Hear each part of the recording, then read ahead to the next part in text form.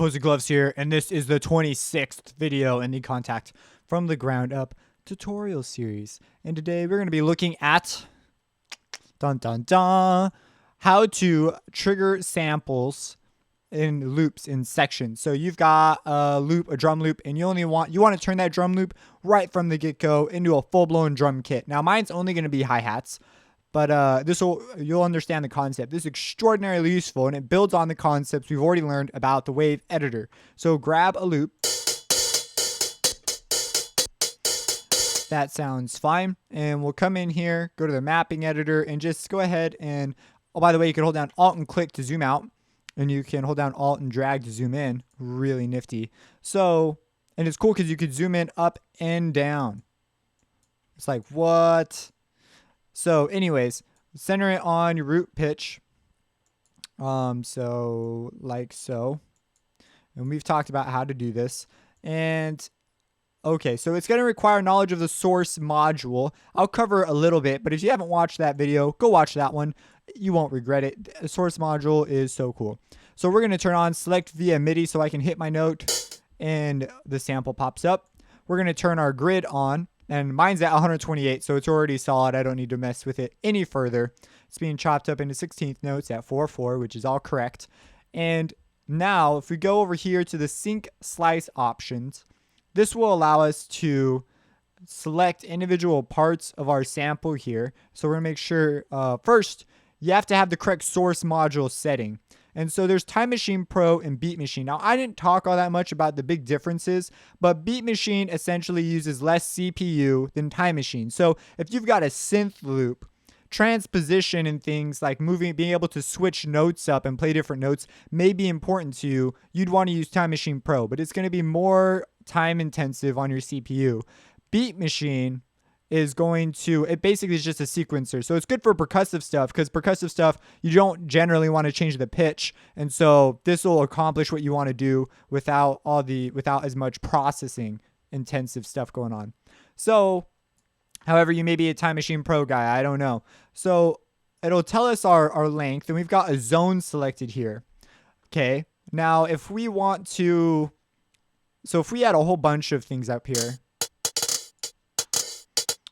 So we've got two things going on now.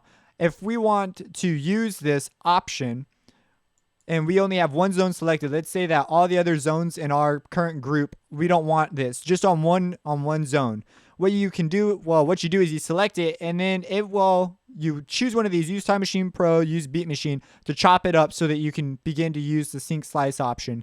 But it's going to move it to a new group. So it's going to create a new group. So right now in our group editor, we've got one group. But if we say use Beat Machine, as you see, it just loaded, it did some things, and it just created a new group for this loop.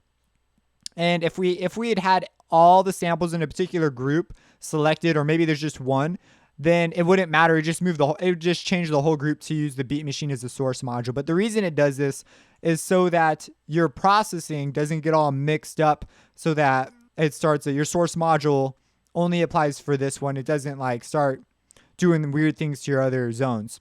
So anyways, see that it's now on, that it's activated, and this should be at 0 if you just started it.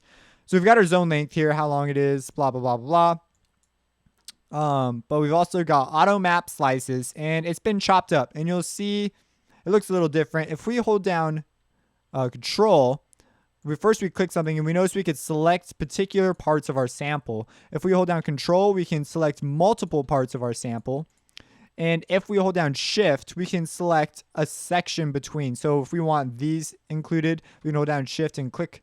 And actually, in this case, it'll select them all. You generally want to do your shift decisions first, especially if you have a repetitive loop and you only need a particular sound once. Like this one has some repetition. So if you wanted to, so how do you get these to be separate samples on your keyboard? How do you make them into separate zones? Well, it's pretty easy. All you have to do is, I guess we should, first let's cover this. So you just hold down control and you select the ones you want.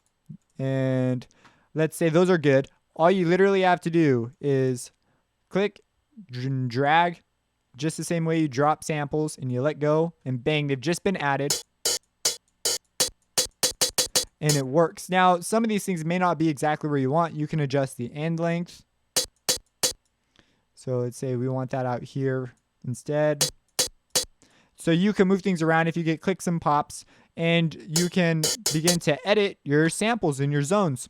So that is how that works. Now, there are a few other features. This map base key, it will find basically the lowest key available for your mapping samples, and it will map them there.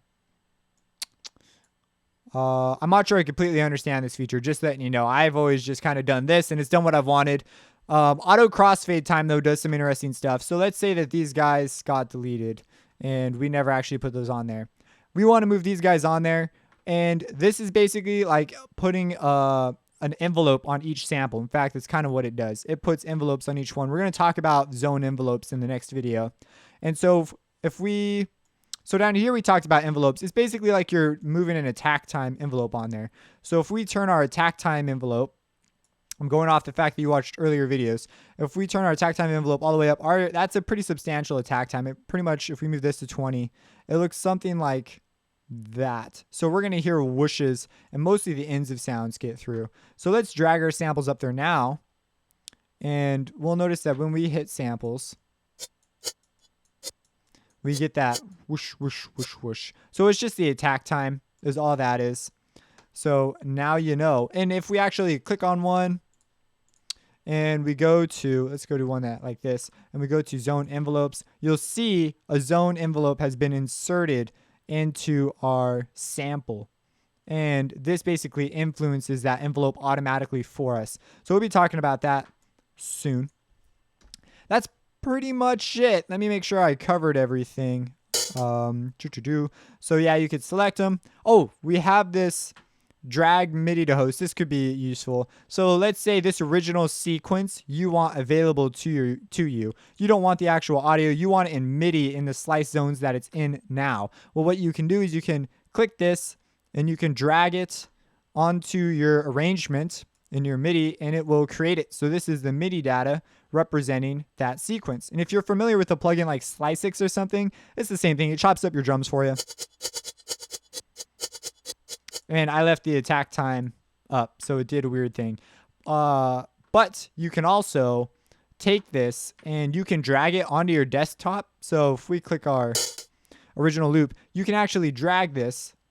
All right, I'm not even going to demonstrate it, but if you had this in like standalone or whatever, it would create a MIDI file that you could have on your desktop. So it could create, so if you're maybe releasing MIDI sequences and stuff, this is one way to do that. So that's what this is. If you have any questions, drop them in the comments. Like, comment, and subscribe. Check out my music on composinggloves.com, and have a blessed day.